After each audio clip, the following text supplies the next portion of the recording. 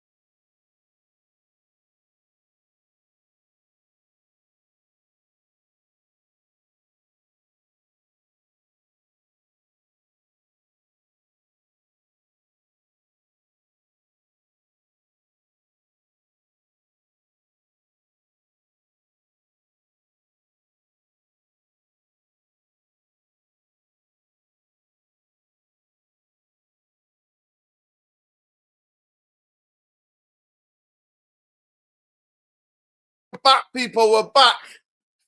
Oh my God. Ah. We're back, people. We're back. Listen, my neighbor, he was carrying stuff and it basically fell and it fell on top of him. So I could hear him moaning and he luckily could get his phone out and he rang me.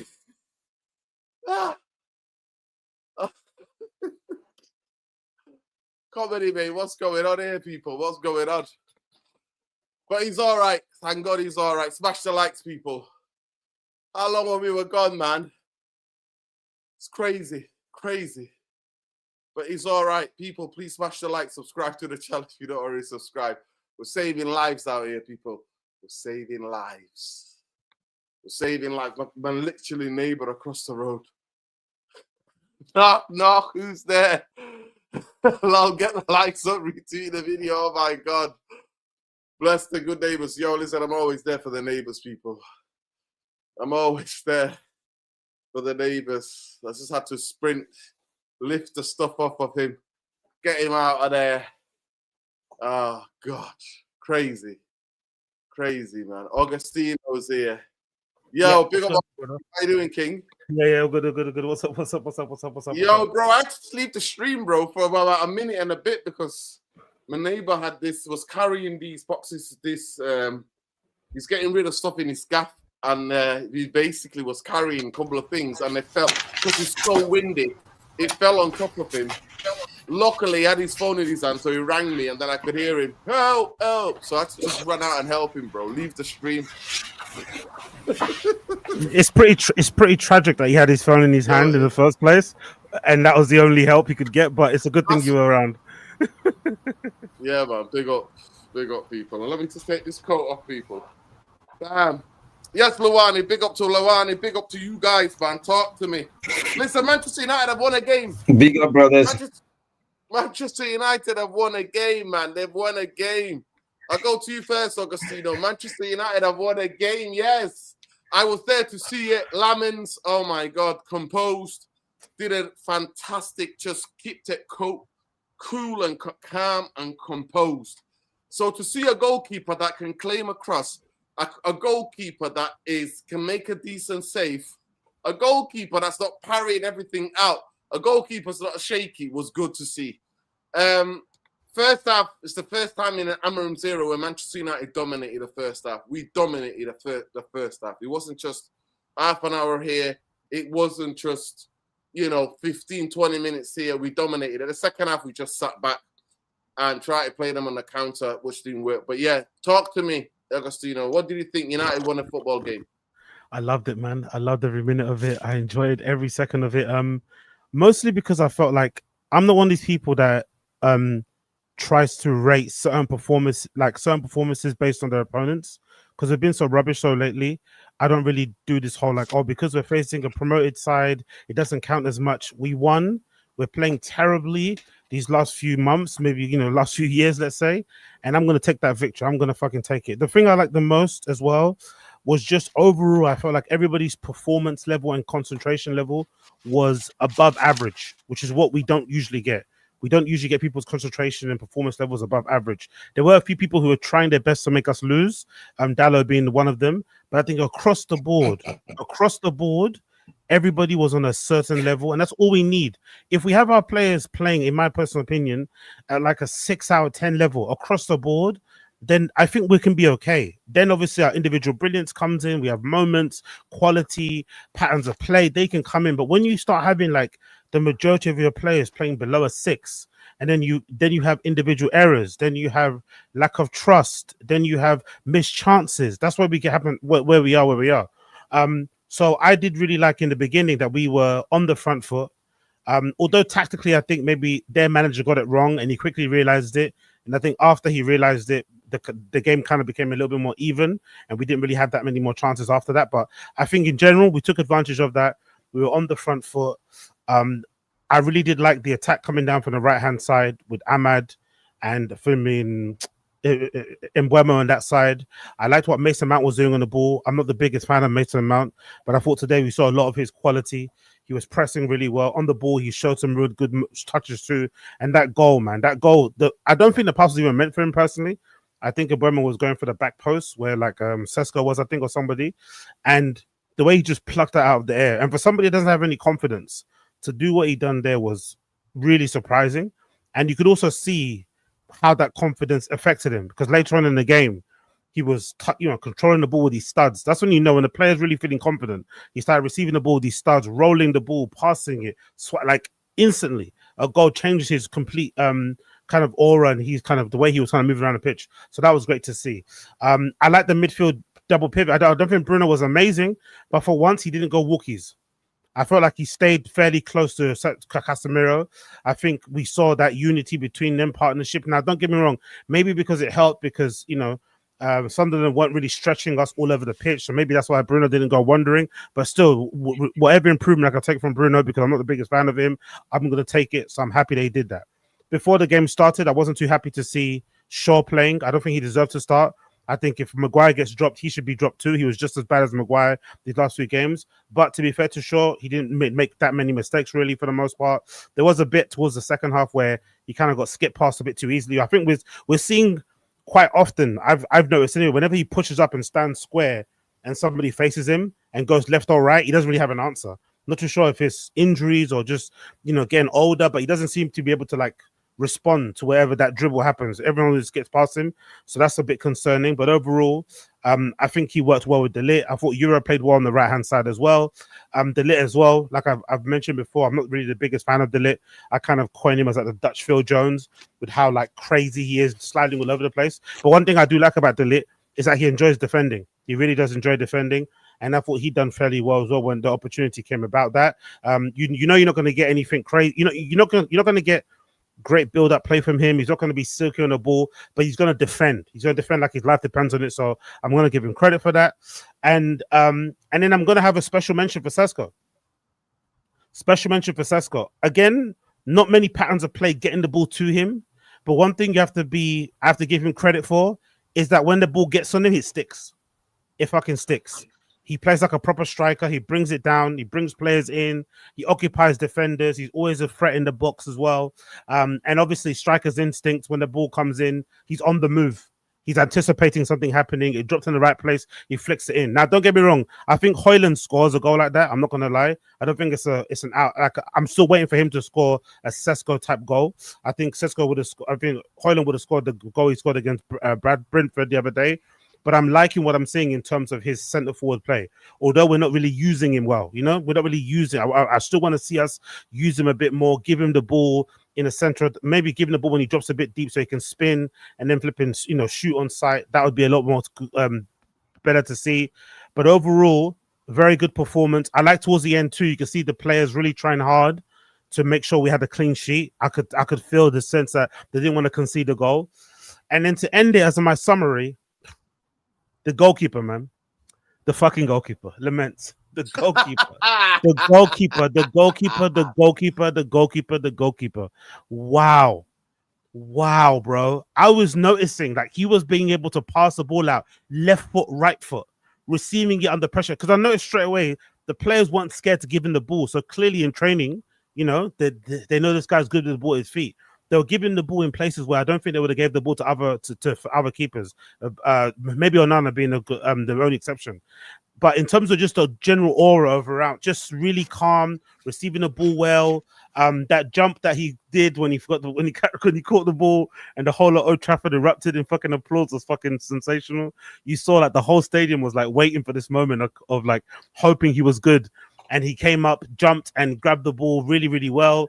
I thought the save that he did for Xhaka was also really good. Although I think on the other angle, it didn't look like it was going to go in anyway. But still, a good save to make. He parried it out, didn't parry it in front of him. For fuck's sake, parried it towards the side. That was great to see. And just generally was a commanding presence in the box. The only scary part was the bit towards the end where he kind of clattered into Bruno. That was the only scary part.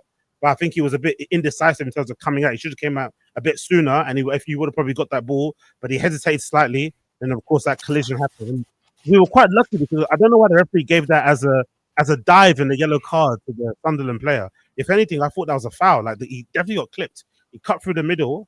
in between Bruno and the goalkeeper, and he got tripped. For some reason, he didn't get the foul, but still, I'll take it. And overall, really calm performance, something to build on.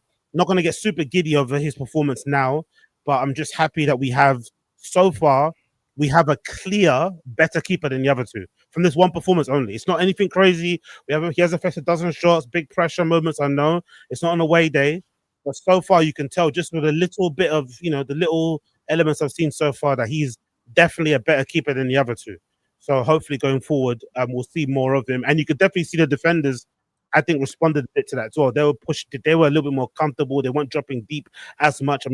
Maybe I'm seeing things, but I thought the defenders weren't dropping as deep as much as well because they were happy enough to kind of leave him to his own devices. When he got the ball under pressure, he was receiving it well. Some balls over the top that he did were really good as well. I thought Cesco was unlucky not to get on a few of the end of them, and it did look like he was wasting the possession. Whenever he kicked the ball, if it did go out of touch, you could kind of see what he was trying to do. He was trying to pass it to this player, that person. And then last point, Dalot. There has to be an intervention, man. There has to be that guy is playing against us. That famous Benzema fucking quote about fucking Vinicius back in the day. This guy is playing against us. Dalot is absolutely like sometimes when people say that thing where they go like, oh, because so and so's got like a foreign name, they're rated higher. I think the same goes for Dalot. I think if Dalot was English, don't forget British. If Dalot was English, I don't think he'd be rated as highly as he is. He is garbage. The only thing he has going for him, I think, in terms of attributes, might be his physicality, the fact that he's strong and fast. But even that is a bit overrated. He is shocking. Concentration, passing, crossing. Like, he's just, I don't know what it is about him. And the really frustrating part as well, he's really fast. So he gets in good positions. He's decent on the ball, dribbling wise. But when it comes to a final ball, absolutely garbage. And he really went out of his way to try and F us over towards the end there. And we really need an option out of him. I know Amorim loves him, but we need another option because Dalot eventually will cost us big time. He's horrible. But apart from that, really happy.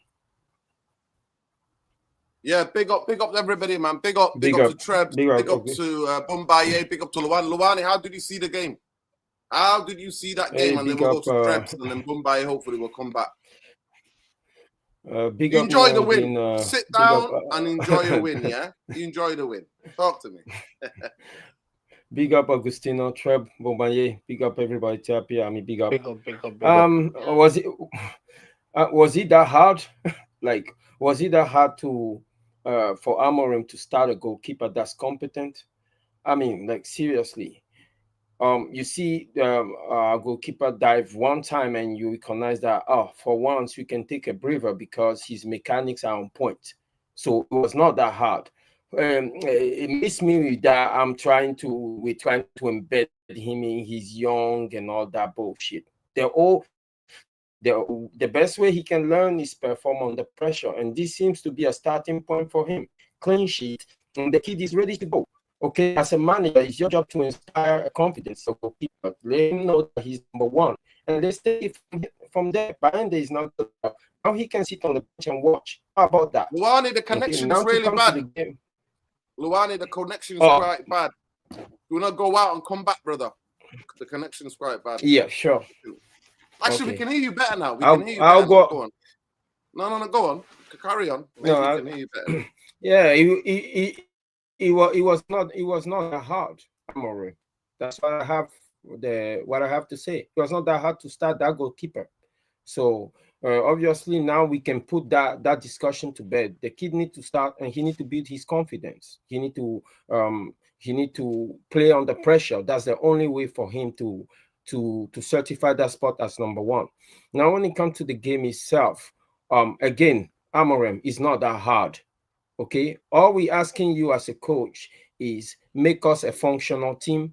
And when we face functional teams today, like Sunderland, our talent will make the difference. All we have to do is match their functionality. Sunderland had nothing about them. If we look at the team on paper, it's a whole bunch of known names that we don't recognize, except for Xhaka, of course. When we look at our team on paper, It's a names that we can recognize. It's a names that we put certain value on it. We as a fan tend to come here and talk about when we lose a game. Yeah, the players are overrated. They're not good enough. No. If we recognize their name on a sheet of paper, it's because they have a certain value to them. Just because they're playing under that value doesn't mean that they're overrated. That just means that they're not set up properly. So as a manager, what we're asking you to do is just pick the right team and set them up properly. You know, teach them how to coach them to be functional so that when we play 60% of the teams in the league that are functional, we can beat them. Okay, and then when we go against top 4 or elite football team, then we can start talking about we need 2 or 3 years. But this team we should be beating. So today, the first half, especially the first 30 minutes, fantastic. We put in, this is as close to a dominating performance we put together. And the word that Agostino had that I like, he said there is a certain level of concentration that we had even when we didn't have the ball. We were able to put people behind the ball. It looked like everybody was doing his job.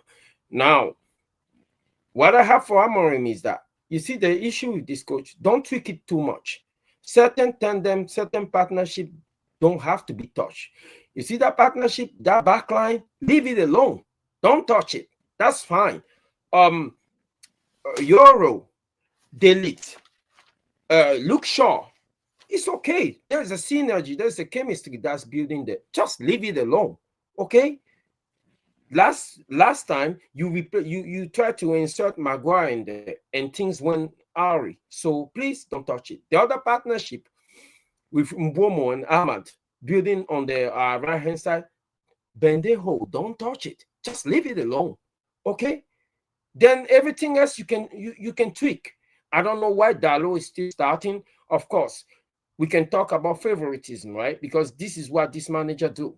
His favoritism is okay, but know that eventually that favoritism is going to cost you your job. Yes, Bruno, our captain, I understand that he's wearing the armband and he have to start every single game. If it's in writing or not, I don't know. But the reality is that Bruno have become for Manchester United almost what Mo Salah is for Liverpool. Just a big name on the team sheet, doesn't do anything anymore. What's going on? So if I think our team is set up properly at this point, with Amorim doing minimum tweak, just leave it alone, okay, the way it is right now. And you can go employ the ball to sell Bruno and give us a proper midfielder, ball progressor, or a midfield that can carry the ball forward. That's all we need. And then my last point is that as this team is set up, as I read Cesco today, as much as I read Cesco today and what he contributed today, Cesco didn't play well enough or is not good enough to keep Xerxes on the bench for 90 minutes. The same way, as much as I rate Mason Mount, and I think he's the best suited for this system, he's the best that understands this system, he didn't play well enough, or he's not good enough to keep Kobe Mino on the bench for 90 minutes. So Amorim, just what I'm trying to ask from Amorim is that to keep this team competitive and keep everybody honest, just make your change early. We understand that we are in a rebuild. This is the project under construction. Shuffle it a little bit. Don't separate the 22-man squad into a first 11 and then an 11 of the bench. No, just bludgeon everybody in and make people as an integral part of the squad, because you're going to need them down the line. You're going to need everybody to be sharp. So just want him to do his changes early and get everybody involved. That's all. Yeah, big up. Bombay, what's going on with your connection tonight? What's going on? Did the wind blew it down? Storm Amy blow the whole internet thing down? What's going on? Where are you? Hello? Bombay, are you there? You need to sort out that connection. I don't think he's there, Nuruddin. Yo, go ahead, Trebs. Go ahead, Trebs. Big up everybody, man. It's been a minute. Um, We big won a up, game, Trebs. We won a game, lad. We We won a dominated game, the man. first half. Firstly, free Palestine. Fuck the Zionist. I just want to say this. We won the game today. It's only Sunderland, lads. It's only Sunderland. It's only Sunderland. Now I'm only messing in it. I was expecting to lose today, innit? Because to me, I wasn't very confident. Yeah, not because of the lineup. It's because I've seen us week and week out beat the bigger teams and lose the smaller teams. Now, I want to say this year, it was much better from the game that we played against Brentford. I felt like we could have had easily 2-3 goals first off, but I'm not going to get carried away because I'm seeing so much inconsistent performance from the players, some of these players. If someone talked about Dalot, very, whoever it was, to me, I'm not surprised because he likes Dalot and it's the upper guard attacks. You know what I mean? So to me, I already know this manager guy's favoritism. So to me, I'm just gonna put that aside. The real test is Liverpool in 2 weeks' time, and they just lost back to back in Premier League, and they lost to Galatasaray midweek. Fuck the. They are going to look at. They are going to look at us, yeah, Suck it. and they are going to. Let me Suck finish. it. Yeah, they're Bombay, going are to. you there? I don't know, am I? Yeah, you're here. Yeah, you're here. Okay. Sorry, You're taking the piss. Where's this connection coming from? Where are you? In Timbuktu? I'm in hell, man. You're in the Bermuda Triangle. You need to get out. United won a game, and then where are you going celebrating in mass? Listen, hold tight. Trebs is getting his match reaction. Then we'll come to you. no. But do you know what you see? The game where we play Liverpool in 2 weeks, yeah. I referenced this when everybody was so confident that we're gonna beat Man City, we're gonna walk them up the park. They're not the same Man City. They blitzed us 3-0. I'm not. I know a lot of people on social media are bannering right now. I'm just humbling myself because I know that ground is not a happy ground for us. And the way they've been playing for the last 2 games, they're gonna look for us and all bloods. They're gonna come for us, bro. And to me, I'm looking at this team and big up the new goalkeeper. I think he's just. I think he's earned his spot in my opinion because I don't think Bayunda's good enough. I said this even though we sold Onana. To me, I'm looking at this as in like this manager is inconsistent. The players are inconsistent. He does not want to change the system. You guys talk about midfield, yeah? Let me just say this. I've said this to you lot 2-3 weeks ago. I'm not one of these people that say I want to told you so. This guy does not play 3-man midfield. He plays 2-man midfield. And that is very shocking data. Very, very shocking. Is because when you come up against the likes of Liverpool, Man City, Arsenal, you've seen it this year. We should have won that game, yeah. But you see, when you come up against a team that knows, say someone like PSG, for example, we bumped them in Europe and we went in the Champions League, for example. They would, even if you won the Europa League, I'll give you an example. We played PSG, they would walk us off the park. Amorim does not respect midfield, guys.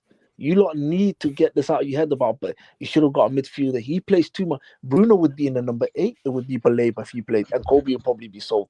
So to me, I'm not trying to hear this midfield unless we get a back four manager. Someone like Iraola, who you like Nuruddin. You know what I mean? Or I like Xavi. You see, I'm coming from. I think Xavi's a good manager. These men respect midfield.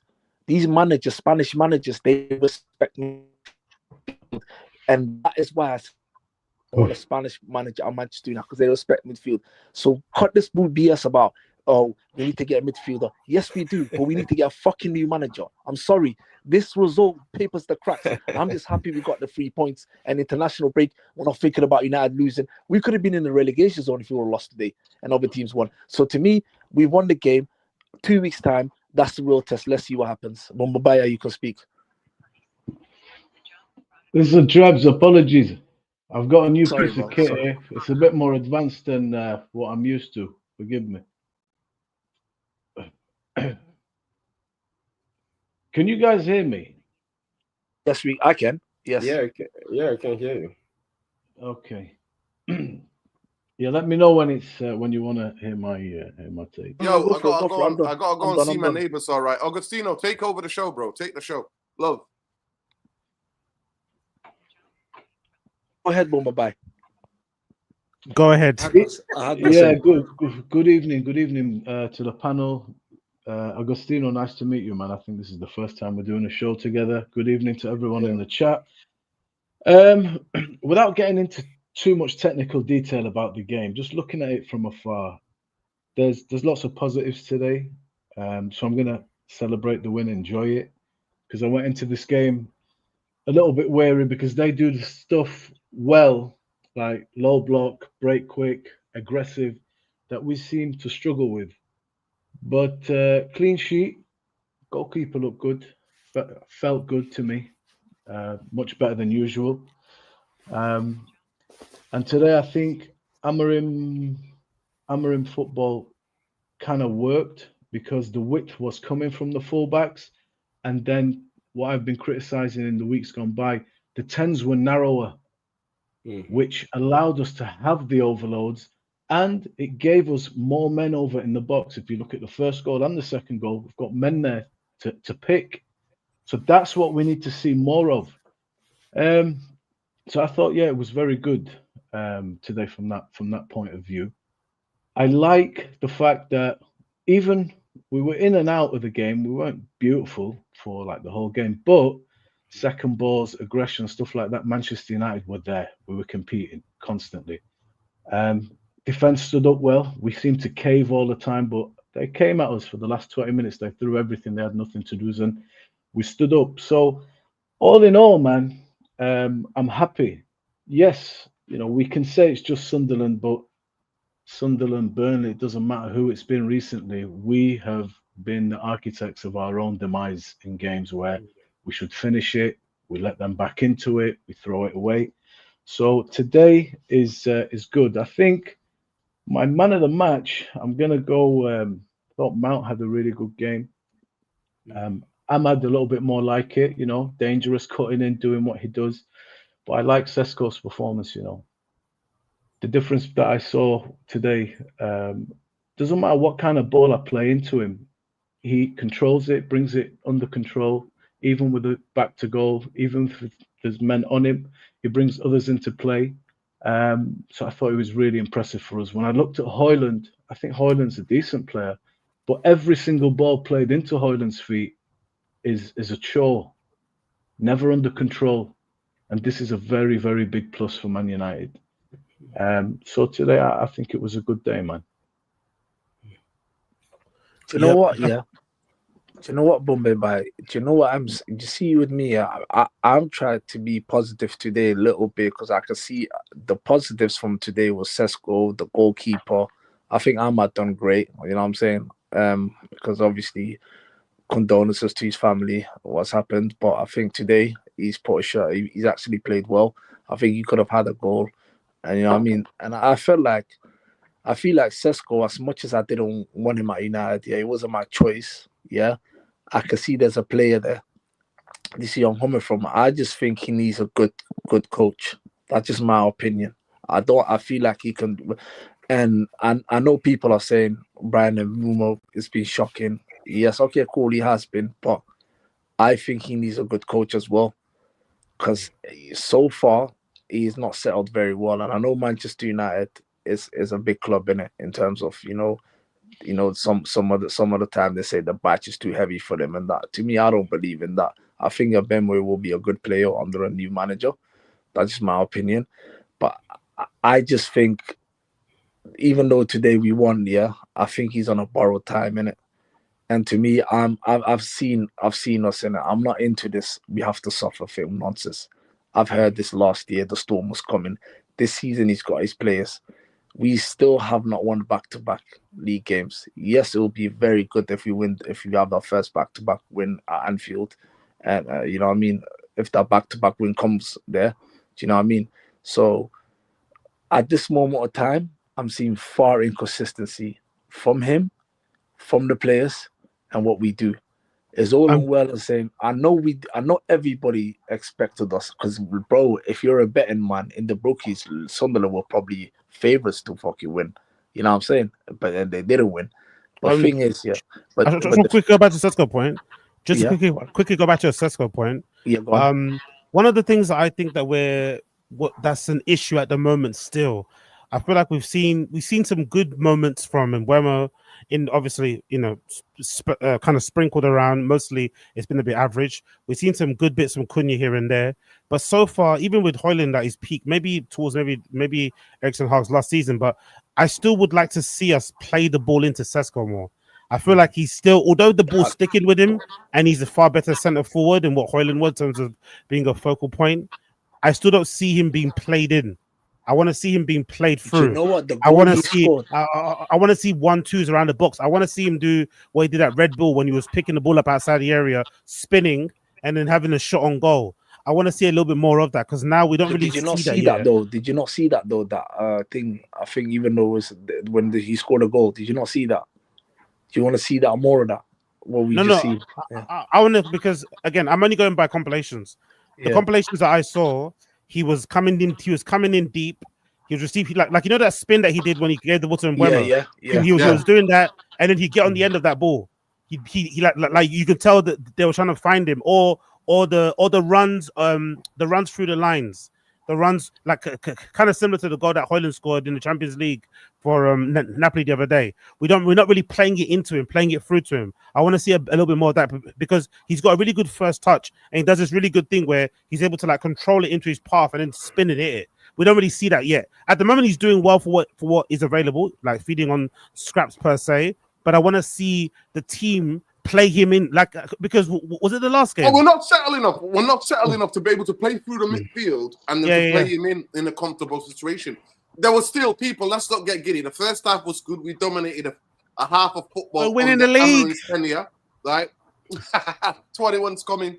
Augustino saying, but second half we sat back and just did that. Ben, I want to get your match reaction, man. You said you touted us we can get beat. I said United will win 2-1. On another day, they should have had a penalty.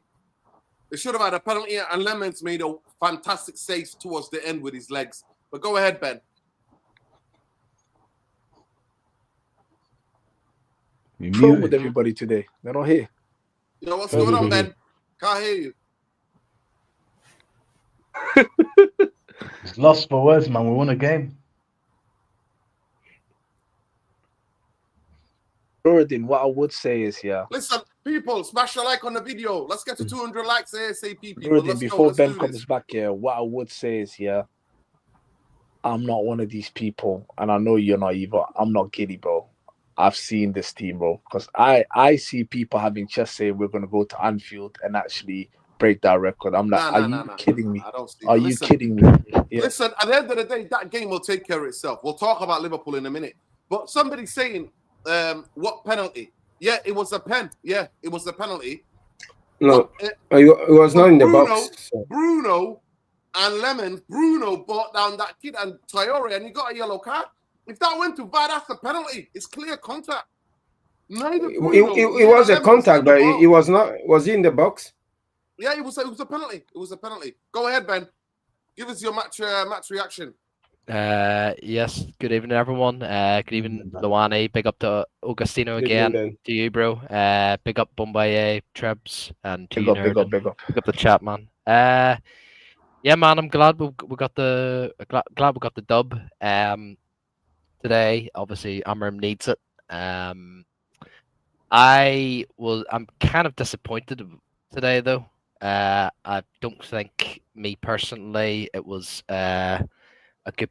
Well, maybe the first 40 minutes was decent, but all in all, like, it's just shit. Like, at the end of the day, I'm disappointed, man. I think first things first. I think Mbeumo was absolutely shocking today.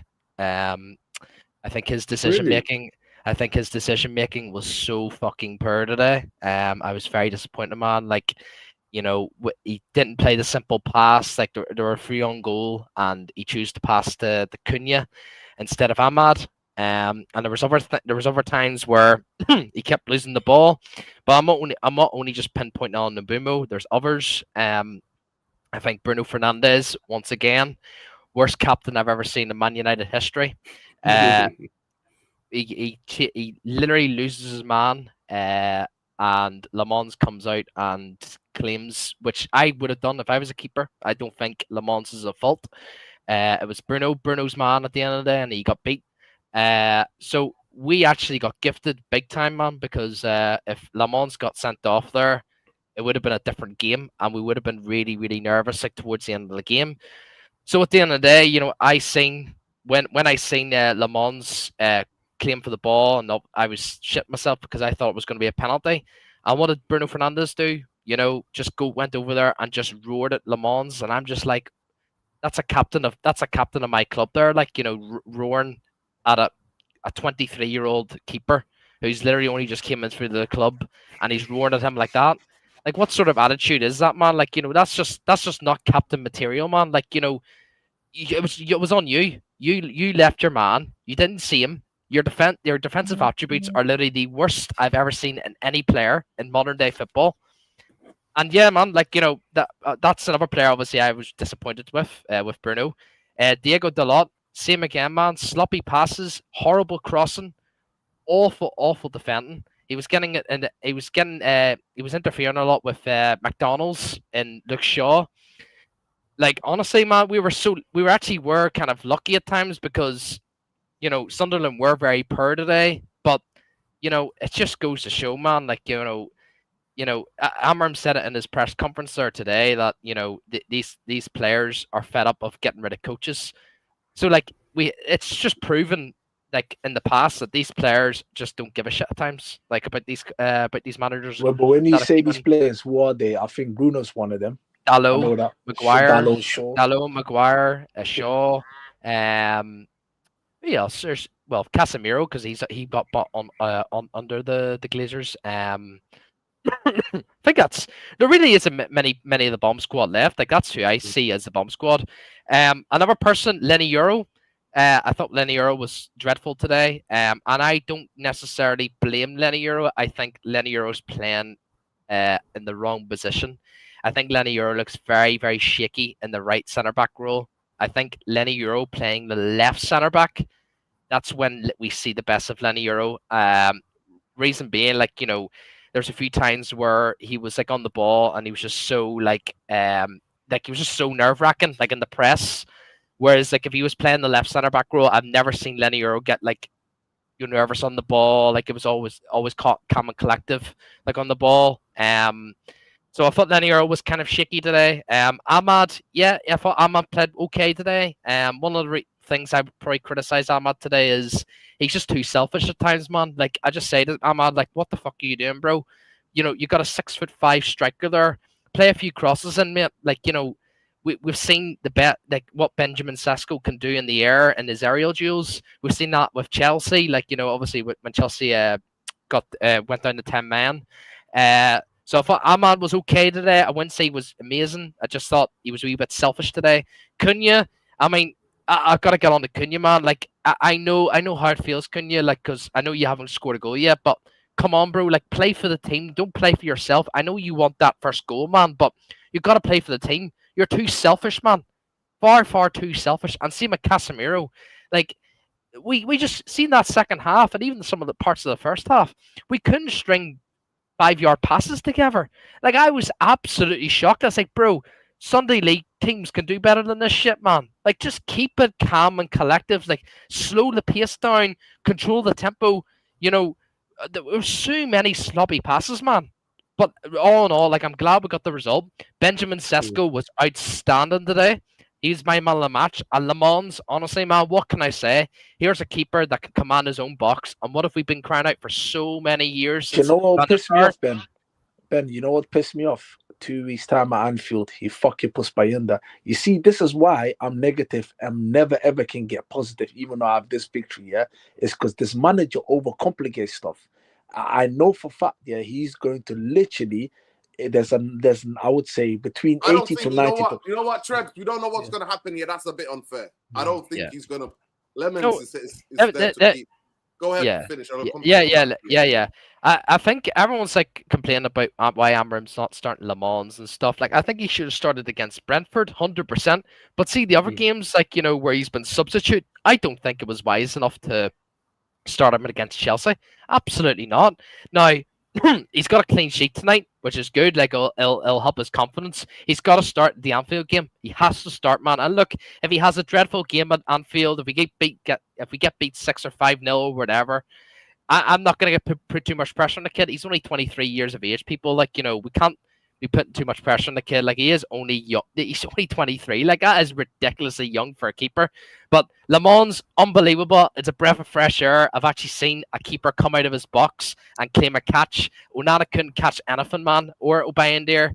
I thought his crossing, in corners. I did see there was a player. I think it was one of the centre backs in Sunderland. He was trying to pressure Le Mans in nets, like trying to push him back into his own net.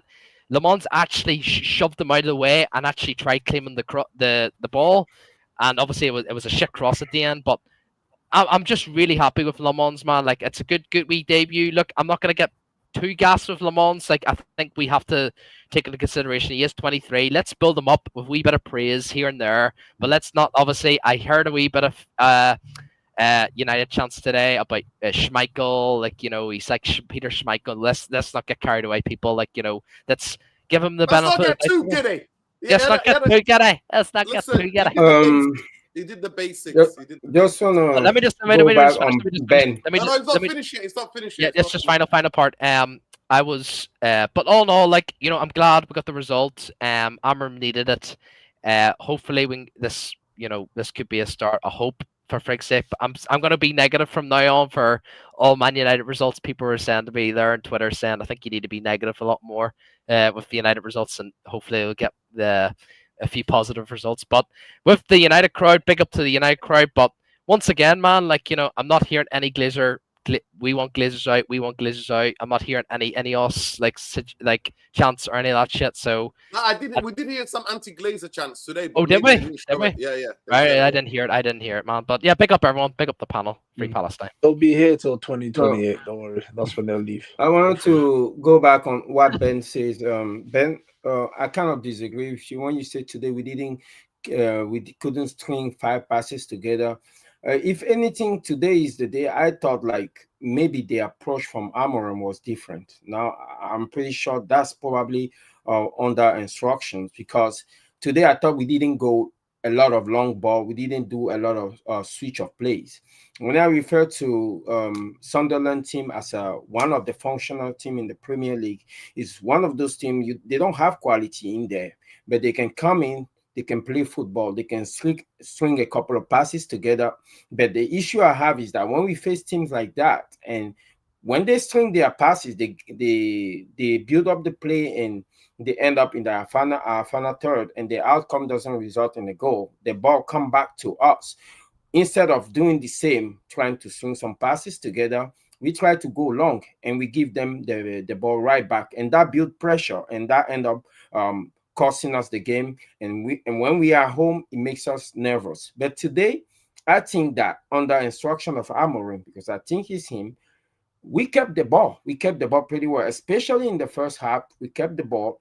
We string our passes together, and what that does is that gives you an element of the system being deployed and being used. As you can see, Ahmad was able to hug that side of the touchline, and then Mbomo and Mason Mount were able to be an integral part, almost an integral part of the midfield. They were coming deep, receiving the ball, and there was some combination right there between Mbomo. Mbomo was almost playing centrally. He was coming centrally a lot, and Ahmad was able to hug the touchline. Even though we didn't use the switch of play, it was good to see that we kept the ball and we were able to sustain multiple goal scoring opportunities, and that's what we're asking for. Now, when it comes to getting giddy, I want Amorim to win game of football. I don't want to sit down here talking about losing game of football, because it's stressful, okay? But what we want to happen is that we want him to show us something, some level of progress, not just winning game by just, scamming up results here and there. When you can show us a level of progress, at least you can see the direction in which we're going. I'll stand by the project. But if we can get that, if next week we come, if 2 weeks after this we come and lose against Liverpool, it's not going to be a big deal for me. Liverpool is an elite team. I know that it's a building block, and there are levels to this. I'm not going to sit down there and compare. I've watched European football. this week and see the level at which these guys play, the speed at which the ball is moving, watching PSG and Barcelona. We're not there yet. We're far from there. And there are steps that we need to take to get there. First, let's start beating the functional team in the Premier League. Okay, let's start establishing some kind of consistency. We have the talent. Okay, if we can match their functionality, our talent will make the difference. Those teams shouldn't be able to come at our home and play us off the park. Our manager should be able to coach our team to put a string of passes together, to keep a cohesive unit, to be able to pick the right team enough, a team that is good enough to execute his system in a consistent manner so we can put together a few wins. We're not asking for too much. But what we've seen before this is the team is not performing well. He keep picking the wrong team, and then we have people coming on stream saying that our team is not good enough or the players are overrated. No, our players are not overrated. They have a certain value to them. Let's say Casemiro has no leg. Oh, today Xhaka was in the middle of that midfield. He's 33 years old. Last week, the team that Palmas, Brentford, they have Henderson in the middle of that field. And Henderson is 34, 30, 35. So just this manager shouldn't be making things difficult for himself. All we asking him, don't get in your own way. Just pick the right team. Keep them homogeneous. Keep everybody honest. Keep everybody engaged. And don't build a wall between you and your players.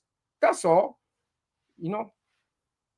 Yeah. One thing as well, I like to point out as well. I don't know if you've seen this as well, Nerdin, at the stadium.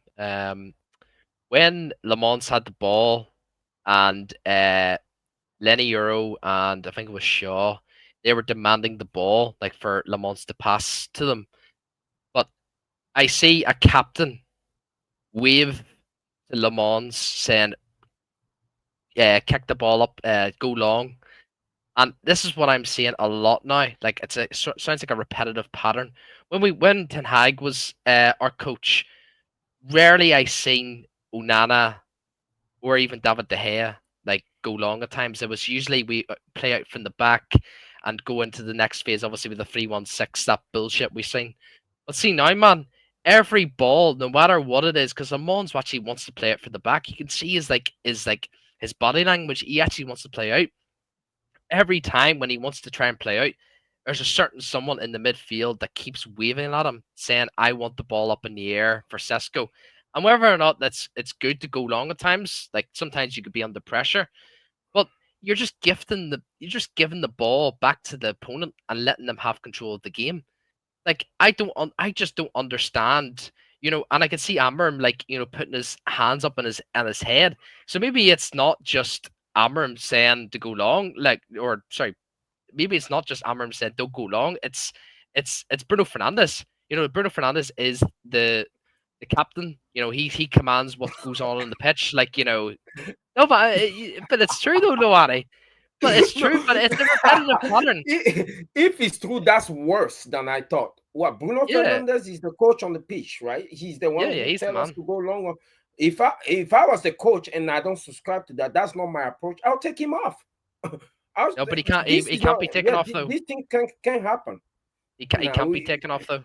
He can't. It's impossible. It's impossible. We've seen it in the past. But I just say to Le Mans, why are you listening to your captain? At the end of the day, play what you think is the best approach. Lenny Euro was free. Shaw was free. There was a few times where Dalot was free, and he just didn't want to play because Bruno Fernandes. If you're at the game, Bruno tries to coach the players through the game. All the time. He should not do. He shouldn't be doing that. He shouldn't be doing that. Listen, that is a big problem. I want to come on to the second half. Even parts of the first half.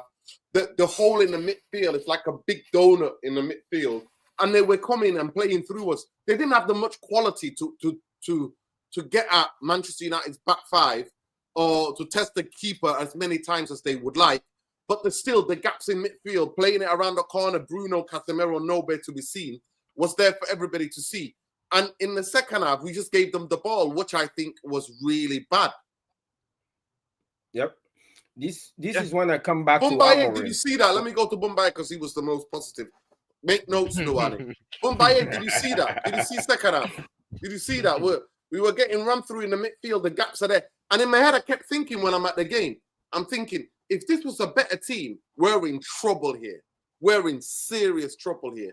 I mean, Luke Shaw got ran through, got megged so many times today. It was unbelievable. Absolutely unbelievable.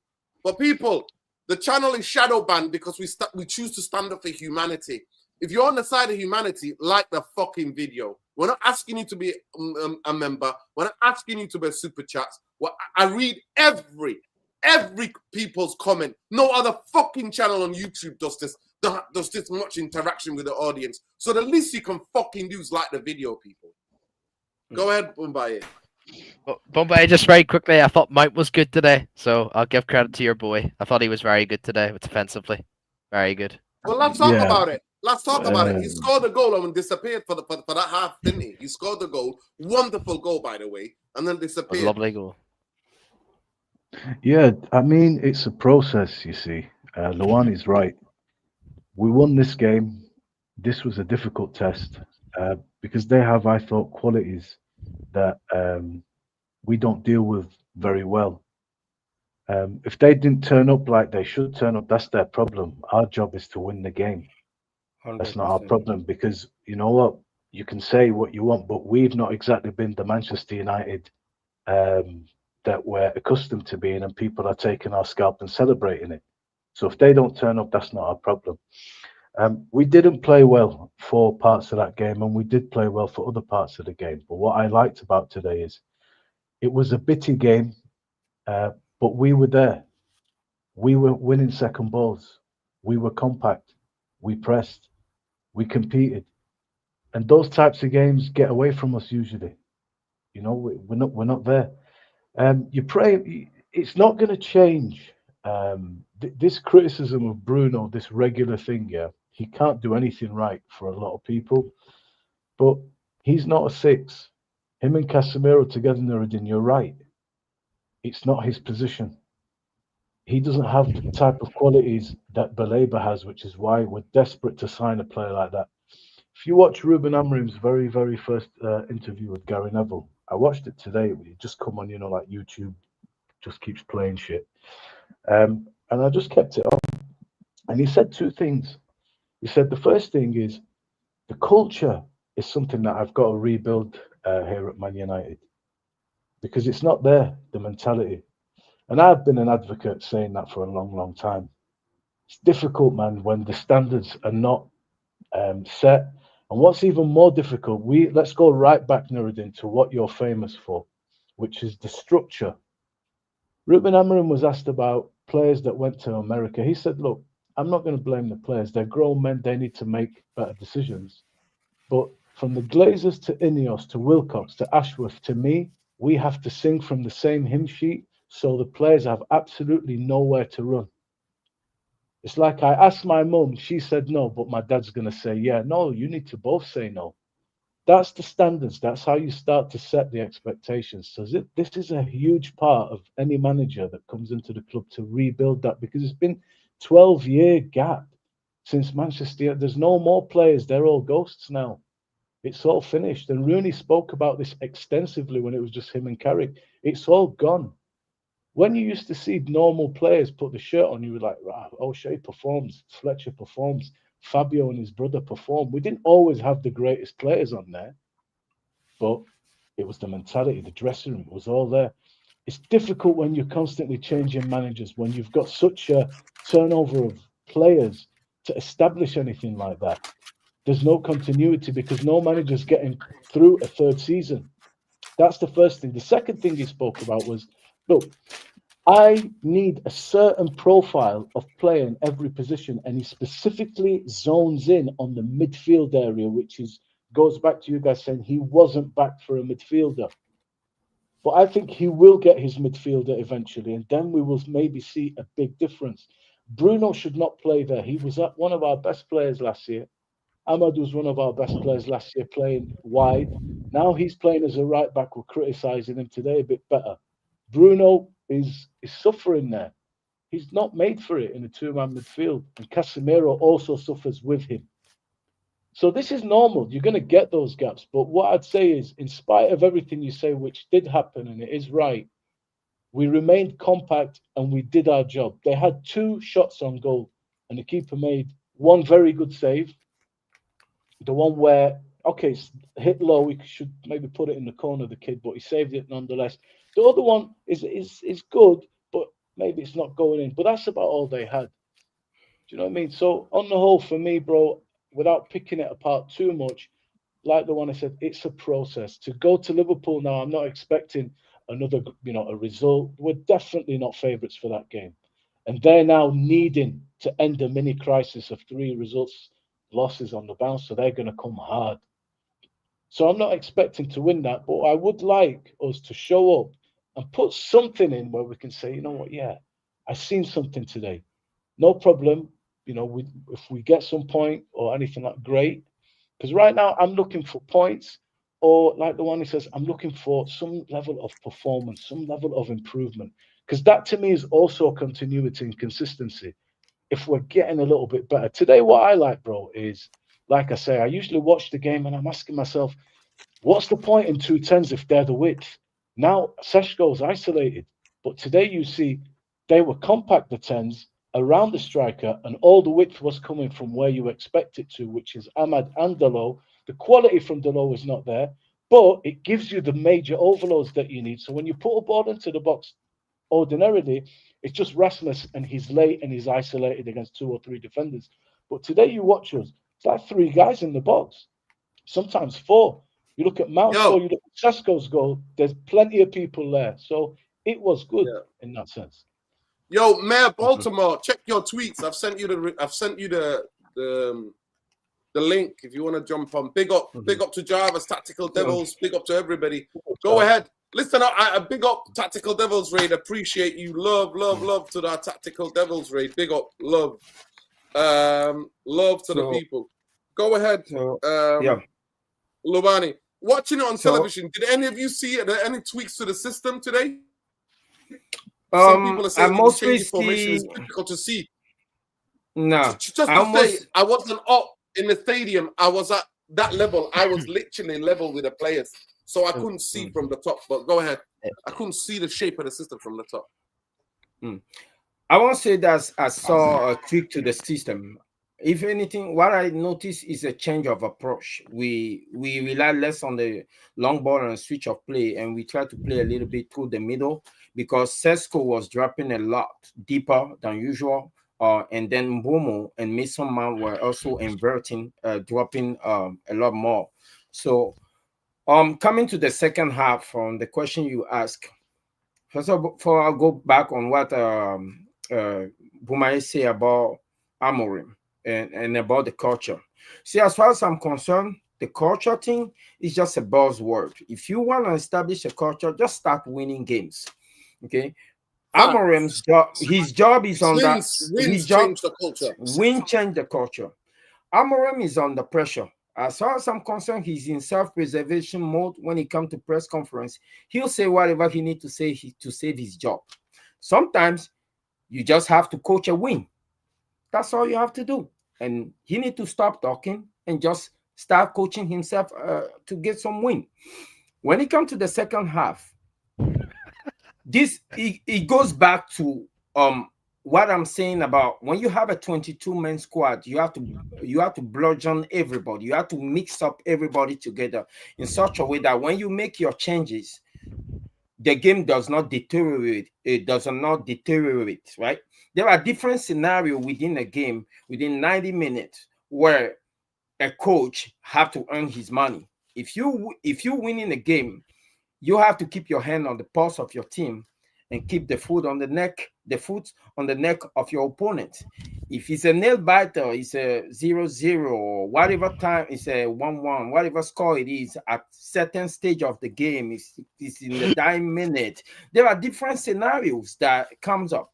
Like today, Maresca, for example, he take all his strikers, his striker off, he take his winger off, put in the young G's. He didn't make any defensive substitution. And the young guys went in and won him the game. That's a masterclass. But it's also a gamble. Now, what I don't like about Amorim is that he look like he doesn't gamble too much in his substitutions. He always make like for like substitution. But as a coach who cannot, who he said himself, he cannot seem to motivate his players to play for him. You're gonna have to coach yourself out of trouble. And that's why he's not doing enough. Dalot was not giving us anything in the game today. Anything. So when that second half came in, I don't even expect him to step into the field. You as a coach, you're looking at that first half, you look at Dalot, he's not giving us anything. Just take him off, bring in Diogo.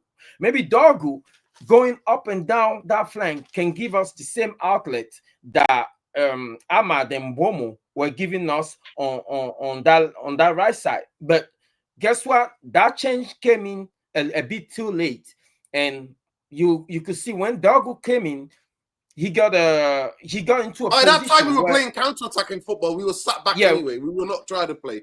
We were just giving them the ball and What I don't like is that I don't want us to sit back on a 2-0 and see the game out when there is still minutes to play in the game. As a coach, just make the changes that you need to not lose control of the game, or at least to keep your foot on their neck. And that's why I want him to change as a coach. But in that second half, he definitely did not make the right changes. I don't know if also the tweak and the adjustment that the Sunderland coach have something to do with it, but I feel like we let them off the hook and we sat down on 2-0. And they have their opportunity to punish us to a certain point in that second half. And if a 2-0 game turn into a 2-1 game, we all know at Old Trafford is hairy times. So we need to kill teams off. So yeah, big up. Somebody's phone's ringing. Big up to everybody. I genuinely think that was a penalty where Bruno and Lemons. I agree. I thought that was a penalty. I'm not going to lie to you. And seeing it again, none of them get the ball. Traore gets the ball. And then obviously he makes a save. Lemons make a save with his foot legs. Big up Jarvis. Jarvis, how you doing? People, make sure you check out Tactical Devils. There's a tactical breakdown of the game with Stu and Jarvis. So after you finish watching here, make sure you go to Tactical Devils and watch it. Jarvis, how did you see the game? I thought the first half we dominated. I thought the second half was, just back to the usual, keeping the lead, just staying back. Did you see any tactical tweaks to the system? Some people said at times we were playing like 4-4-2. We were defending in a 4-4-2 formation. Did you see any of that? Yeah, definitely. We played in we defended in a 4-4-2 or a 3-5-2 formation. I think Mason Mount was vital for this performance, and I love how he actually know how to place himself on the pitch. He's very intelligent in the way he moves and helps out. And also when having Casemiro back in the pivot or in the single six, I think he's brilliant when he plays this role. He understands where to hold. He needs to be the shield in front of the back three. He doesn't trust the back three to play on their own, so he helps them out tremendously. And also he gives Bruno more freedom to roam forward, being they call it the roaming 8, but I think we have almost two number 8s when you play with Mason Mount. Today, I think we could see clearly that things were clicking. I like the diamonds we set up on each side, especially on the right-hand side, with Lenny Yoro being the progressor of the ball, playing it into Casemiro. You know, they play the ball back and forward a little bit and created the space. They baited Sunderland to push on Lenny Yoro and created space for Ahmad and Mbumo to thrive. Every time they received the ball, they had the extra space. They were set up 1 against 1, and you know they are dribblers. They know how to be creative. And the play with Mbumo and Ahmad, I actually think they played well together, creating space for each other, making sacrificial runs to open up space. And we could clearly see it on the Mason Mount goal. Ahmad running to the corner flag, dragging the defender, giving Mbumo 1 extra second to put in that brilliant cross before Mason Mount scored. So I think it was a lot of positives today. But as you said, Noradin, second half, I think we just see out the game. I think we played wise. We could see Senay Lamans, wasting time. I think it's a wise move. You don't want to invite Sunderland into this game because we know we can't trust this Man United team. Every time we put under pressure, we cave. But we knew how to land the game and win it comfortably. So I think this is the first time I actually saw Man United playing a full 90 controlled football. So it was a good game. But we're not going to be too giddy. We know we have Liverpool coming up next, so it will be a tough game, but it's something to build on. It's a step in the right direction. Maybe it's just a baby step, a small step, but nevertheless, it's in the right direction. It gives me hope for the future. It's something to build on. But it's up to the players, and it's up to Ruben Amorim to continue this. But I have to say, when it comes to Ruben Amorim, I like that he's tried something different. I like that he understands the 4-4-2, the 3-5-2. I like that he play more direct. I like that we have Senay Lamans in goal who actually understands when to play short, when to play long. Every time Sunderland tried to press us high, the solution was easy. Senay Lamans just hit it long to Cesco. Every time Sunderland tried to sit back, play with a mid-block, we played out from the back. So, we are starting to make the right decisions in the right moments in the game. And this is a really big positive. But, maybe it was just a one-off. But I'm always a optimist. So I hope we can build on this. And this is the first step in the right direction. So, just the last question. Did you still see when they got it right, the gaps in the midfield, the donut shape in that midfield, and how easy it was for one of the attackers to basically come short, receive it, and run on our back throw? I saw that throughout the 90 minutes, even in the first half, even at times when we were on top. And the gaps, the press goes, the gap's still there. The back 4 or 5 are still like, and then it's huge trolls. And Casemiro hasn't got the legs to be able to cover that stuff. Bruno at times was going in his walkabout. I did see that. All of that you said, I still saw. And all the time in my head is, if we play a better team, they'll be able to get that ball, get it to their forwards, go. Because it's too open. The midfield was too open. It is still too open.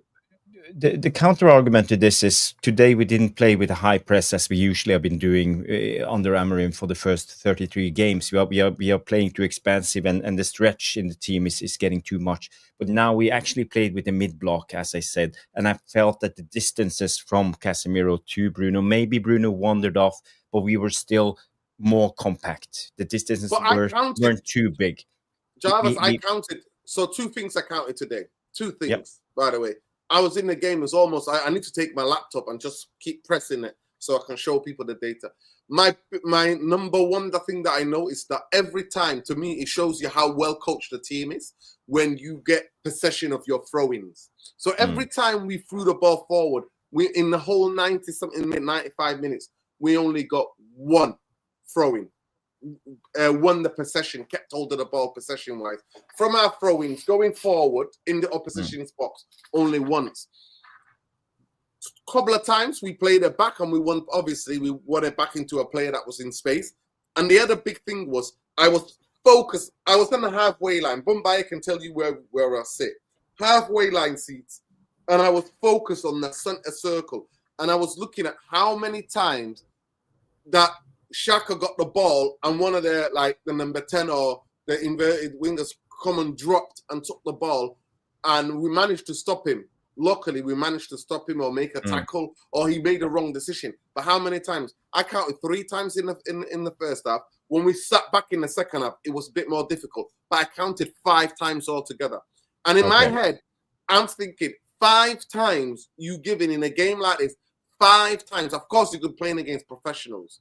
But 5 opportunities to be able to run. And there's a better quality footballers, we come against better quality team, is still the midfield distance is still, because it would took 1, 2, 3 passes and you're back at our back three. You are right back at it. And it's not like they're playing really combination football to get through to this. No, it was at times Luke Shaw or Euro, somebody was running and they tackled them, and 1 or 2 passes, bam, they're at the back 4 or they're at the back 2 or the back 3. So I still saw that. And that was worrying to me. But yeah. Yeah, but I think you have a point, and it wasn't a perfect, flawless performance from Man United. There's still lots to work on when it comes to this team. But as I said, the distances aren't too big because we're not pressing too high, and we are playing in a kind of a 4-4-2 mid-block type of formation. And I haven't seen a Man United play this disciplined since, I would say, Ten Hag right before the FA Cup final. So I think still there are lots of positives, and I wouldn't worry too much, because I think we will plug these gaps in with more training. Because you got to remember, Nordin, Ten Hag has been forcing them to press high in this pentagon shape, as we've been talking about now for 33 games. But I think he finally understands he needs to tweak his system a little bit when it comes to the Premier League. And if we do this one more time, because we need more data when it comes to analyzing the Ten Hag playing style, maybe this was a one-off. But for me, I think it's important that we did this, and I think always Man United look better when we played when we play in a mid block. But I think you're right. There are still gaps there, but who are we kidding? And this Sunderland team, as you said. All I'm thinking about is next in 2 weeks' time, Wirtz picking up the ball in that number 10 area and running either Gakpo with Isaac ahead of him, with Salah on this side. And that's what I was thinking. And maybe you shouldn't look too far ahead, because they got smashed today. Big up Chelsea, by the way. Boy, oh boy. Lavia and Cesco bodied Liverpool, man. I don't give a damn what anybody says. As soon as Lavia came on, Chelsea's game went up. Even though they lost centre halves, Lavia and Cesco, the quick way they play the back passes, always picking the right choices. With Fernandes as well. Enzo Fernandes. Yeah, Bombay. No, what? So you're giddy now. You're getting giddy. You're Amorim all the way in with Amorim, yeah? Amorim is the man who changed Manchester United fortunes. Well, I think everybody's accustomed now. If I actually analyze and give an analysis similar to Jarvis or something positive, then I'm getting giddy. I mean, you can't win on this channel, man. But listen, you were born giddy. You are absolutely born giddy, my friend. Happy, content guy, man. Well, I'm rich in that sense. Thank God. So, man, look, it's a process. I've seen previous games where we are actually defending in a back 4. We are actually we look in a back 4 and then it changes. Look, this is a big job. Today was a good day. Today, when you watch the functionality of the team, you see it actually working how you envisage it should work. Guys, I'm gone, yeah? Okay, it was... Take care, Trebs. Big up, Trebs. He's right, bro. It was out on X. We don't tolerate snakes. It was compact, bro. It wasn't mid-block. And you know what? No, it was. Listen, I'm saying it was. But still, there was gaps when they got. There will be. Of course, there will be gaps. There will be gaps, especially if you're losing the possession in the second half and the last 20 minutes, and they're really going for it. That's going to happen. But usually, the team folds and everything. And today, it stood up really well. Now that we've beat Sunderland, and maybe they weren't at their absolute what we've seen previously. I've watched 2 games of Sunderland. They're a good side. They do certain things very well. They're disciplined. They work their asses off. These are the types of teams that we don't beat. But today, all the way through, it was, bits of good, bits of bad, but the boys stayed well in the game. It's the type of game that we suffer in. Second balls, aggression. They competed well today. So it's not getting giddy, but you want to see these signs a bit more frequently. Of course, it is a process. What you're saying about Liverpool is not wrong. Certainly, better quality. You know what? You give them that type of space. You lose the ball in those areas, they can hurt you. But it's a good day in terms of, all right, let's try and build on this. Let's try and stay disciplined. Let's try and do these things against Liverpool and make it difficult, man. If you can't compete with them and play them, let's make it difficult. Don't just. And I think we will. I think we can make it difficult, and I think we've got quality to hurt them. I really do. Whether it'll happen, we'll see. Yeah. What Jarvis say about the mid block is very spot on. Again, adjustment. It comes from the manager. You as a manager, you pay not to make excuses. You pay to make adjustment.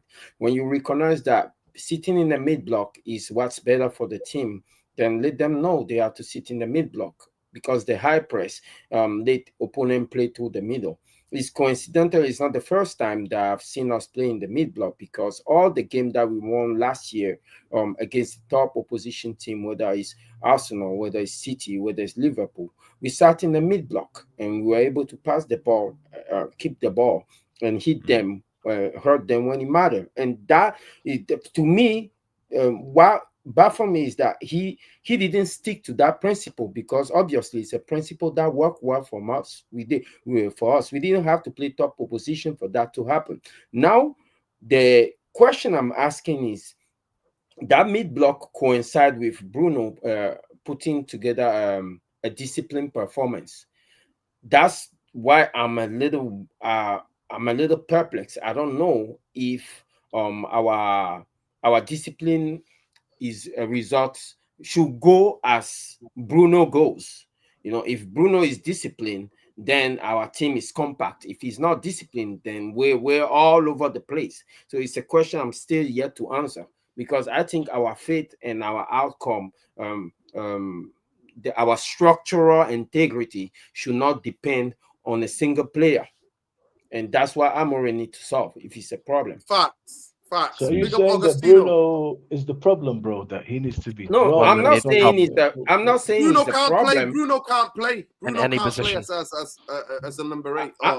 I'm not saying he's the. I'm not saying he's a problem. Augustino, what do you think about Bruno's positioning today? Honestly, now. Hey, yo, what's going on? You know me, I like some good Bruno slander. But today, I think he was okay, guys. I think people. Yo, by the way, somebody's calling you Questlove. Somebody said, Nuruddin, you've gone far in the world. You have Questlove on your panel. Those of That's you a don't par. know Questlove. That's a diss. That's a diss. That's a diss. That's a diss. How was that diss? Questlove is a legend. He's a genius. Hold on. He's a musical genius, but he's got childbearing hips. Okay.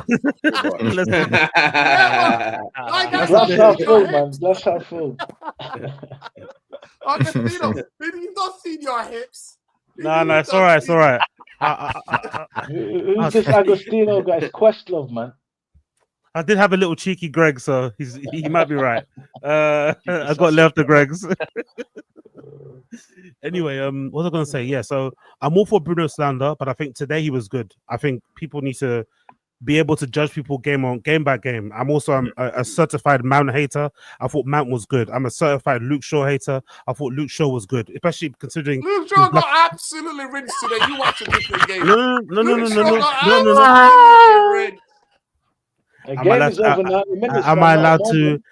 Am I allowed to have my view without being mocked? Anyway, as I was saying, as I got rudely interrupted, I thought Luke Shaw was fantastic. I thought Luke Shaw was brilliant. No, I'm joking. Luke Shaw was good. So all those guys were good. I thought with Bruno particularly, just to be serious for a moment, I thought he's stuck next to Casemiro for the most part. I didn't see him go wandering, in my personal opinion. And he usually does go wandering. Now, it could be because there wasn't, even though you say there was that donut and they were kind of like baiting us a little bit in midfield, I still think, if anything, they didn't really punish us with the runners off the ball. Maybe sometimes that's where Bruno kind of goes missing, when he kind of feels like he needs to hold the midfield together. He's trying to put out fires, but then as he's going to put out the fires, he's leaving spaces in behind. Plus, he's also the quality. They didn't have the exactly. quality. Plus, I forgot who mentioned. I think maybe Jarvis, as Casemiro's a proper number 6, or even or even an old school number 4, like how they used to be back in the day, where number 4s were like defensive midfielders. He stays there. So even though Bruno can go on walkies, there's always that one player, but I didn't really notice as big of a gap as there is in the past between them, because sometimes there'll be times where Casemiro's defending the ball and he's literally like fucking Jon Snow. No, he's like Rob Stark in that scene. He's like looking at loads of people coming in front of him and no one's there to help. So I was really happy that was the case. And also that shot, it was in the first half. The one where he kind of pirouettes around without any backlift and nearly bends at top corner. Come on, man. So that was a world-class save from that. Yes, that's like insane save. We see his feet like shuffling across. And I think, to be honest, right, I think that moment in that game, I think perfectly encapsulated that point that Amorim made in the interview with Owen Hargreaves, where he seemed, he's got this like poet reputation and he's like a bit of a gaslighter and he kind of is a bit of a manipulator with his words, I think, a little bit. I thought that interview with Owen Hargreaves was really good, man. I thought he was his most honest, like real. I think he kind of let his guard down, player to player. And plus they both had a similar injury record. They both retired early, whatever. So I think they kind of connected. And he made a point to say that he was really surprised by the level across the Premier League, which is why we all love the Premier League, right? Like a close relegated team could beat the champions, for instance. So I think in that moment, what you saw from Sunderland was a good example. Sunderland, a newly promoted team, who were 6 before the game started. Bruno, one of the quote unquote best players in the league, bends the ball towards the top corner, and their goalkeeper for Sunderland pulls off a save that like some top keepers for top clubs wouldn't be able to pull off. So that goes to show you the level that is at the of this league overall, which is kind of makes the things a bit more harder. But even though that aside, I thought Bruno was fairly decent. I don't think he did anything crazy. I liked how he was basically trying to be a good leader to Le Mans. Whenever he got the ball, you could hear him like shout. You could see him shouting at him, telling him to take his time, look at the options, or trusting him with the ball. I thought he did fairly good. Now again, as someone else mentioned, I don't think this is the norm though. The normal we get from Bruno is a headless chicken thing. If he could play how he plays today, normally I wouldn't have a problem with him playing, because I think that's why Amorim starts him, because on the ball, when he's way further forward in the pitch, he's obviously one of our better players. But as a midfielder, he has those moments where he just goes wandering. And then when he goes wandering with this system with 2 in the middle and only having 3 centre backs, we're going to get overloaded. But if he can play like this more often, I have no problem with him playing. I just would love to live in a world where he's able to get rotated if he plays badly. I know it's not going to happen because we're at where we're at, and Amorim's kind of fighting for his life, and he has to rely on his best players to kind of get him out of this hole. I get it, but I think anybody trying to slander Bruno today, I think it's a little bit agenda driven, because he was good. Like again, I'm his biggest hater. You won't find a bigger hater of Bruno than me, but I think today he was good. Let's take it game by game, and let's see if he can build on that. But I don't think he was that bad as people are making it seem as. He could have easily cost Man United 3 points today, man. Like like he was blaming Le Mans for that challenge. They should have easily got a penalty, Sunderland, and that was all down to Bruno Fernandes not leaving his man, not looking over his shoulders as he does. With Shaw, man, honestly, I still can't believe Shaw's still playing for Man United in 2025, man. The defending I seen with Dalot and Shaw today was absolutely abysmal. I've got a few video clips. I was hoping Nerdin was going to show to the panel. I don't know why it's not working, Nerdin, but yeah, man, it's all over social media today, man. It's absolutely embarrassing, man. Like, it's literally Sunday. It's probably worse than Sunday League level. Like, it's actually really hard to watch people. It's comedy, like. But and they mentioned, someone mentioned about what someone mentioned, was it Amorim that mentioned something about the players don't want to change managers? Was it an interview at a post-match? Yeah, he said in the press. One of the players that definitely doesn't want a manager to change is definitely Luke Shaw, because he knows like he's taking a massive pay cut. He's gonna have to take a massive pay cut wherever he goes, because even though we don't like him playing, the fact that he's playing, people are seeing just how shit he is. Like, so there's no way that he gets this money wherever he goes next. He's not getting it. So he needs Amorim to be successful. so he can keep fucking, I don't know, living wherever he lives, driving whatever car he drives, ordering as many Uber Eats as he does. He needs Amorim to work out. If Amorim doesn't work out, he's gonna have to start fucking cycling to his nearest McDonald's. You can add Bruno. You can add Bruno to that. Mason Mount to that. Maguire, Dalot. You can add all them players to that, man. Like, Look, when it comes to players, I don't like to talk too much about how much they're earning. I just like to reflect on their performance level. The thing about Bruno is that I don't hate Bruno as much as people think I do. I think that he have a purpose in this team. He's very efficient in the final third. The question I'm asking Amorim is, if you know that Bruno in the final third is an integral part of your system, and at the same time, you know that your 2-6 being disciplined is also an integral part of your structural or your defensive structure, don't deploy Bruno in the 2-6 in one of the 6 positions, or just design your system in such a way when Bruno goes hunting, somebody else can step in, and so you can keep that integrity in your defense, so he can do what he has to do, because obviously he's the captain. We're not going to bench him. We have already skipped. We are already skipped on selling him. We have to make it work. So let him be further forward and shuffle this formation in such a way that it compensates for that. Do you guys have any idea why you think Amorim doesn't play Bruno as a 10, like further forward? Why does he play him in that double pivot? Why not just play Bruno as a 10, move Mount or whoever to left wing? Why does he? He doesn't rate. He likes 10s that can play with their back foot, can receive the ball and can turn and dribble us. That's what he likes. He likes 10s that can run at people. He likes 10s that can carry ball carriers.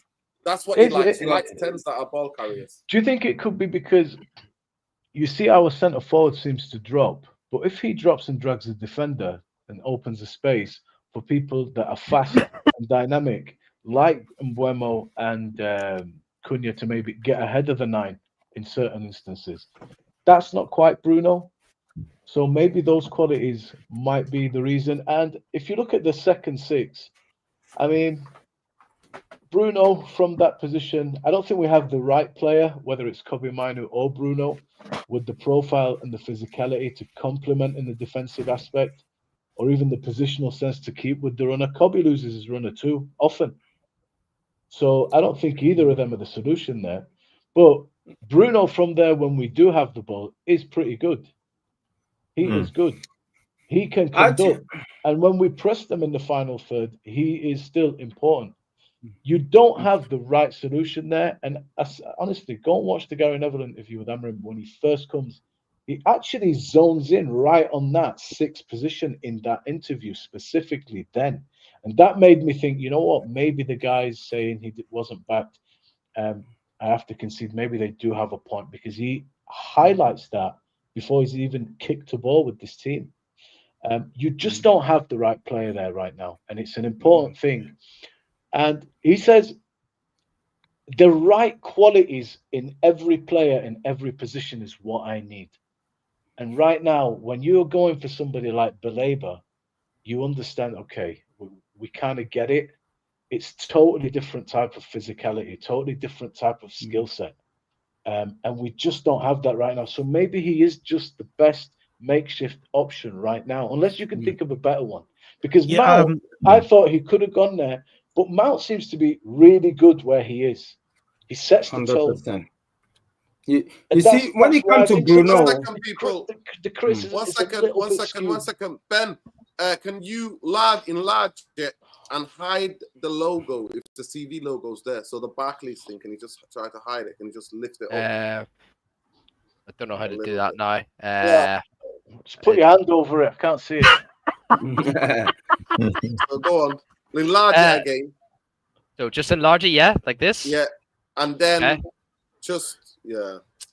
don't know how to do we it, man. do it in a different way, but go ahead quickly. Just play If it. you play that, what happens now? We shut down. I think the best thing to do is to make it small again, but then just zoom in on the screen so you can hide the bar. Just zoom in on just zoom in on the screen as per usual. Don't play this. Don't play this. Don't?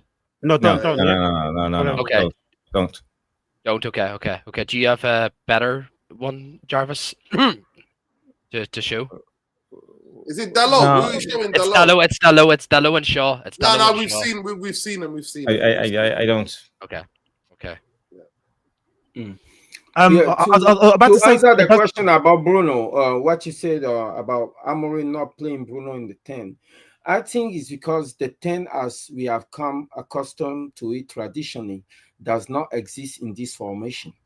When we think about the 10 in Amorim system, it's either you use as an inside striker or you make like you're not like a roaming 10. They have a very disciplined way of moving up and down in that corridor, and they use as a linchpin for the attack. They'll come and the 10 basically in Amorim system does not allow a lot of room for creativity. So when you come in, you just come in, they hit the ball to you, and then you make a one touch, and then you start making a run. And that's, I think, that attribute, it does not fit Bruno in terms of the attribute he has. That's why Amorim is deploying him in a 6 where he can be facing the play and can start creating, putting those ball over the top. It's either that or either he plays in a false 9 if we were playing a 4-2-3-1. But unfortunately, we don't play with a false 9. So he leave Amorim with quite a pickle, and this is the only position that can bring in the best attribute he has. Instead, as ball, he can put those ball over the top. Yeah, I was But if thinking, you have to play, is there maybe another solution that what you said that makes sense? The Amorim number 10 position is a bit of a weird one, but I was thinking maybe another way to do it, if we had the players, maybe if we had more like athletic, let's say dynamic fullbacks, maybe you could play like a 3-4, like 2-1-1-1 kind of, in a way. It'd be a bit odd, obviously it'd be spaces, but then just I only say that bit to put because Bruno, you can't play on the wing, he's too slow, can't cover ground. But in the middle, through that middle, he's obviously dangerous. And the closer you get him to a striker, the better. Running into the box, receiving the ball outside the box.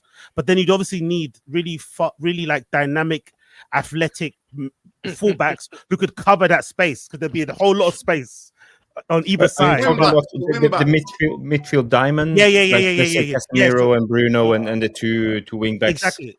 So, yeah.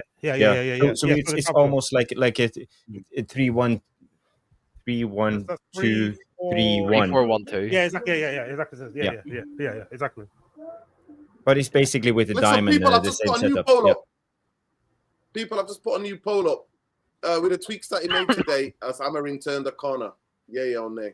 70% are saying no already, but get involved, people. And people, we need 33 likes more to basically help the channel that is shadow banned.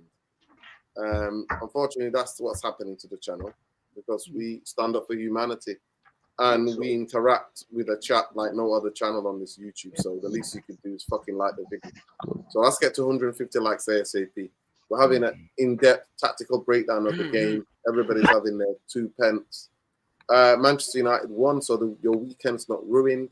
So the least you could do is fucking like the video. Because when I see the way Glasner played the system and the way he deployed Eze in a 10, it's almost like he's cheating a little bit, because he used Eze as a full-time creator in that midfield. But then he compensates for it by keeping his 2 double pivot, Walton and whoever, I think Hughes or Lemmer. He keep them camp in front of his back 3. So the only way this work for us, if we need to use Bruno to his full potential, is either he switch formation, or he will have to invert one of his wing back, either Ahmad or Diogo. One of them have to invert. If anything, I would prefer Diogo to invert to occupy that space. At that time, we can free Bruno up to go out and go do what he does best. I just don't understand why we're like saying free Bruno, like to get the best out of Bruno, man. He just needs to get the fuck Because out of the that's man. all we He just have. needs to get. He's He the just. captain. He You can't get he just needs to go, yeah. man. He just needs You to might as go. well He make just the needs to best out of the go. situation. Mount. I mean, I have probably high expectations more than with Mount than Bruno because Mount actually listens.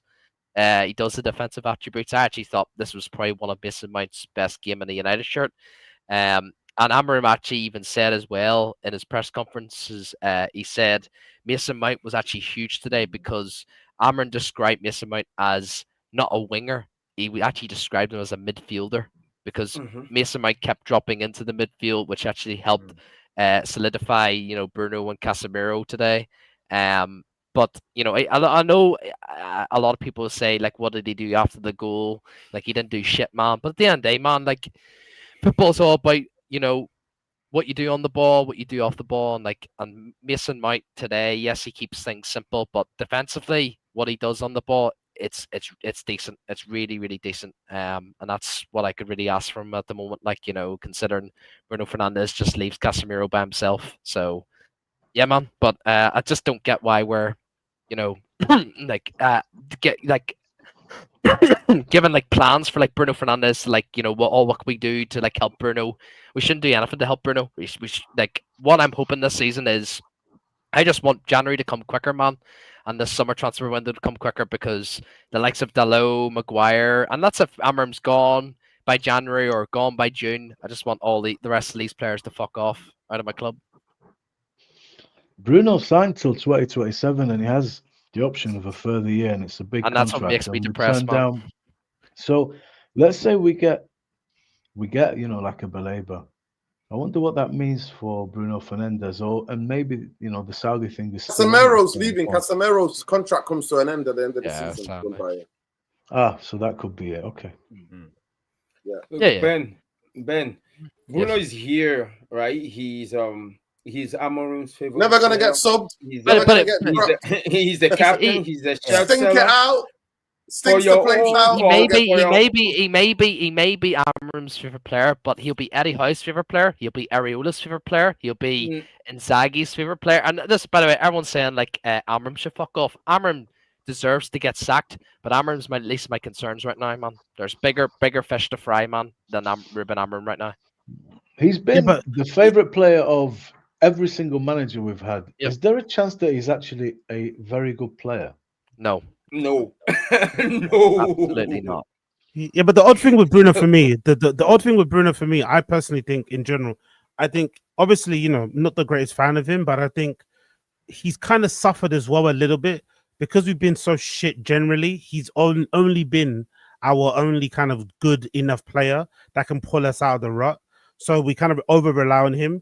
And then of course, over the time, people already have created a whole myth of who he actually is and what he actually does. And obviously the stats don't help as well because the stats really don't, in my opinion, reflect his performances on the pitch. Because some games he'll play fucking horribly, but you have like some decent stats and, his fanboys will go really over the top in terms of his praise. So I think people just need to be a bit even keeled. But I think a player like Bruno, maybe in this era of football anyway, you can't really accommodate him because he's not good enough for you to decide to play a team where he doesn't need to be defensively disciplined. He has to play some sort of role in that kind of defense and shape. But I think, in a system like, I don't know, like a conventional 4-3-3, I think Bruno probably shines pretty well. But nowadays, but nowadays 4-3-3 formations or whatever, that player still needs to track back. Like I saw that happening earlier today with flipping Tottenham. He even though Xavi Simons was given like a bit of a free role, he was occupying a lot of the left-hand side. Whenever Leeds got the ball, he was tracking back still. He was still running back, helping out Udogie. So that luxury player that Bruno doesn't really exist in most teams. You still have to track back. Even Odegaard, who a lot of Arsenal fans are hot and cold, he's kind of similar to Bruno in that respect. Like he kind of, maybe stats kind of help him out sometimes. But even him, he has to track back and help out the team and plug holes and be positionally disciplined.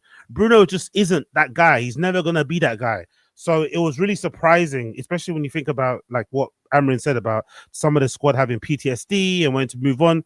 It was really strange, very, very, very strange that the club, especially with the type of players we're going for, the ages, decided not to sell him. in the summer when that 100 million, bid was kind of floated around from the Middle East, because I think that would have been the perfect time, because it's not like he's past his best or anything. He can still probably play in the other top leagues. But I think now with how football, especially in the Premier League, that player that Bruno is, like, to accommodate him, you have to like how we are now. Like, to accommodate Bruno, you have to shift so many things around. You have to do, you know what I mean? Because he doesn't do some other things which other players do. But I think if he goes to another league, whatever, he'll shine well there, because you'll get loads of time on the ball. You can look up, ping ball left and right and be pretty good. But the ball under pressure. That's the basic. That's the fundamental. If you cannot receive the ball under pressure, you shouldn't be in the business of being a professional football player, let alone playing in the midfield, where that area of the pitch is congested. You have to have wing mirror, and you have to be able to perform at the very, very, very top level. Bruno cannot do that. He cannot receive the ball on the half turn. He cannot dribble. But despite that, I understand that he has certain qualities that are undeniable in the final third. When he gets the ball and he's facing the goal, he's very witty. He's very quick thinking, and he have a precision shot on him. And those are attributes. As he's still our captain, and he's still the leader of the team. Somehow, those are qualities you just have to learn to exploit.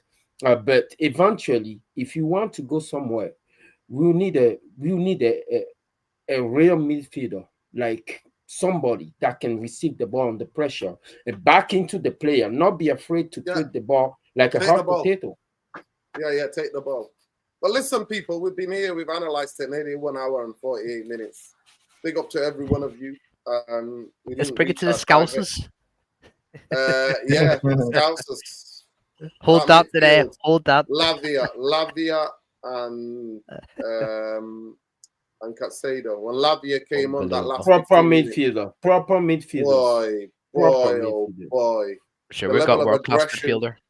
The level of aggression and what they did with Enzo Fernandes as well. Boy, oh boy. Chelsea looked good, man. I'm so happy for them. Liverpool have lost 3 in a row. I don't know when's the last time they lost 3 in a row. So after 2 weeks' time, the Anfield is going to be ram-jammed. We're going to be all over it. We're going to be making loads of content coming your way. Make sure you check out everybody else's content as well. Big up. And make sure you check out Tactical Devils. They just did an hour and a half and nearly 2 hours of tactical breakdown. Stu and Jarvis. Make sure you check that out. Make sure you check out Jarvis or Bowley, BOLE77 on X. And big up to Jarvis. Notice the tweets. Thank you. You know, we put it in the Twitter thing. We said, was there any tweets that have been done today? There's a couple of things that we did notice, but I wasn't high enough in the stadium to really see it. But we did do a mid-block, 100 million %. Augustino, make sure you check out Augustino Singer. Make sure you check out across all his social media. You know what I mean? He's got so many different channels: music, fashion, anything, culture, anything you want, check him out. You know what I mean? Man, like the greatest drummer, the genius, the musical genius he is, Wyclef. For me to be called Wyclef, I'll be honored to be called Wyclef. Roots are one of my favorite hip-hop bands in the world. Make sure you check out Ben Elmore on 39 on X. And big up, man. Big up. And then make sure you check him out at Elmore20. He's a Twitch streamer. He's a gamer. So make sure you go and check him out with his games, gaming. Bombay, you only see him in Tactical Devils or this channel. You never see him anywhere else. Make sure you check out Muani, United Trucker. There it is. He's changed it to United Trucker on Twitter. So make sure you check him out. United. So you just need to do 5 minutes. Demand. Yo, you need to do 5 minute videos after the game. Your analysis of football is really deep thinking, Luana. You need to just do 5 minutes. 5 minutes, man. Just no way. I'm comfortable with you guys here, where I can bounce my ideas off everybody. You know, I prefer that. No way I can do a standalone. No chance. Make sure you check him out, United Trucker, man. He's there in the East Coast of the US. You know what I mean? Going from is that how it is? United pulled together United Trucker, yeah. There it is. Yes, sir. So make sure you check him out, people. Make sure you check out Trebs. He says, we don't tolerate snakes. Big up to him. And who else? Is anybody else that was on here? I don't know anybody else that was on here. Yeah, Bombay, but he's never on X, man. He's never stays away from that. Big up to the troll who's trolling us. Appreciate you. You got your eyes. I hope you like the video while you're there as well. Big up to every one of you. Free Palestine, free the Congo, free Sudan, free everybody in the world where people are oppressed. Love and light to everybody. Go ahead, Jarvis. Yeah, you know. Jarvis, did you play the game? Did you play the game? Yeah, I was about to bring it up because you know I got an assignment this weekend. I think it was Tuesday night. I got a text from a guy who asked me to come play for my former team. You know, I retired in 2013. So they were really scraping the barrel. They needed players because if they couldn't put up a team, they would be relegated down to the lowest of the low. You know, so because you can only forfeit one game of a season, and they have already forfeited one game. So, you know, they were trying to do the best to get the players ready. So a guy sent me a text and asked me if I could play, and I just laughed. You know, I haven't played the game since 2013. So, but you know, fate had it like I told him no. But on my way home after work, I went to the shop to pick up some groceries, and I met one of the guys, and it was one of the guys who actually played football with me in 2014, and we started playing together when we were 6 years old. And he asked me, why are you not playing? You know, it's for the team. Show some heart. And, you know, I couldn't turn him down. We're the same age. Both of us are 48 years of age. So, you know, I said, okay, fuck it. I'll go. So I went home, found my boots in the garage down in an old garbage bag, you know, and shin pads and all of that. And off we went. So I played the game. I played the full 90. And I have to say, you know, I'm a YouTuber. and playing up against guys. Round of applause. Thank you. And playing against guys half my age, 18, 19, 20, 25 years old, actually serious about their footballing career. And, you know, this were one of the better teams of the league. I think they're top 3 or something like that. And my team sits, I think it's 9th out of 14, so something. So we went there, we played the game, we lost the game. I don't want to say how much, but we lost the game. We were 2-0 down at halftime, so we did recently well. But I can show you some footage if you're interested. Yes, please.